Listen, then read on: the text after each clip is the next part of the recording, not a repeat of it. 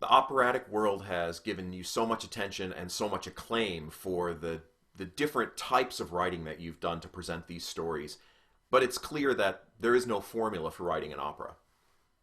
Yeah, there really isn't any formula. I mean, I guess you could say that about any piece. That I think any composer will tell you when they start a new piece, it feels like they haven't composed before. I mean, at least in the most ideal circumstances, it's that way because we of course love to have new challenges with every new piece. But I think with an opera, what I've done is just to address the libretto on its own terms and not to think so much about the original source material, the book or the movie that the whole thing is based on, but just what is this libretto suggesting about the musical world that the piece inhabits. With Elizabeth Cree, for example, I wanted a kind of a nonstop pulse through the whole thing, just a sort of a clock that was driving it. And that was the exciting part about it. I mean, to do 95 minutes without stopping, it's really exciting. And to keep that driving, it was fun. I mean, the opera I'm currently working on, it takes place in different time periods, and it's just it's a completely different world. A sort of mystical, magical world. And I'm also writing for three really major stars. And so one of the important things for me is just to write well for them. To write music that's worthy of their amazing artistry, and it's nice to know their voices as I'm going into it.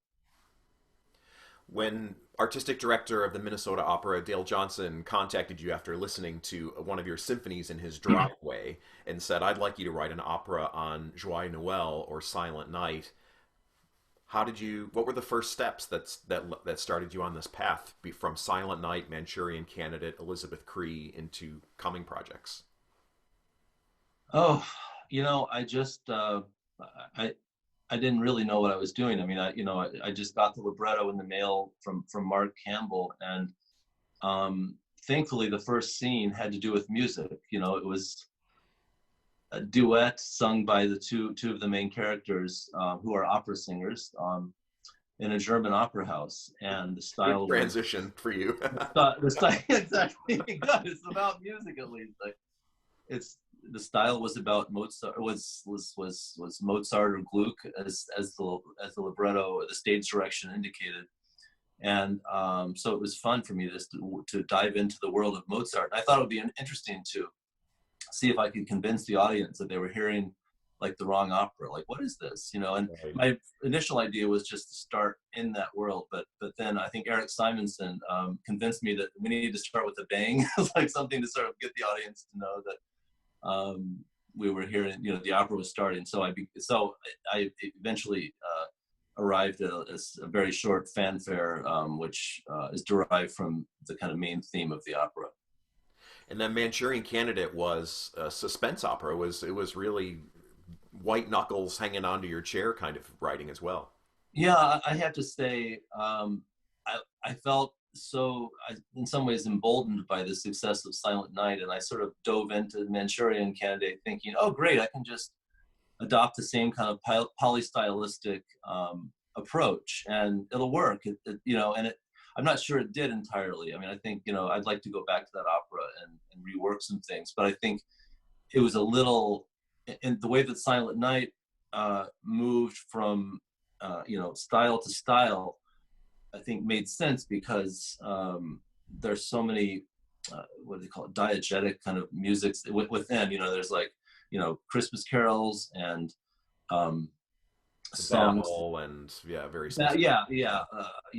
Scottish ballads and that duet at the beginning that I already discussed. So it made sense to move around from style to style and to connect all of it with this kind of the war theme that comes right out of the beginning of the opera.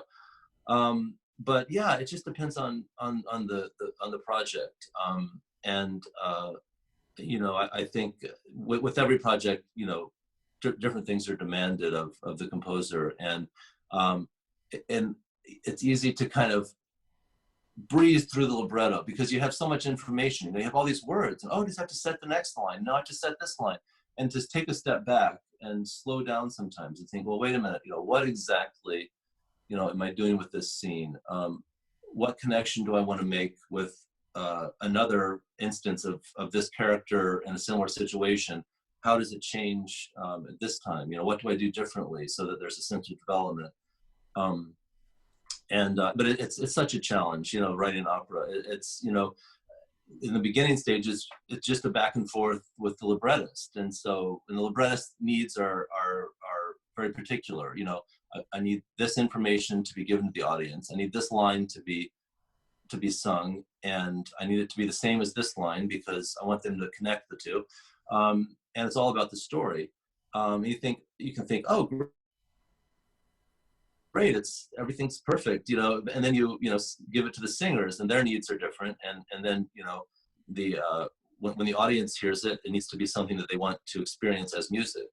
So there's so many different parts to making it all work.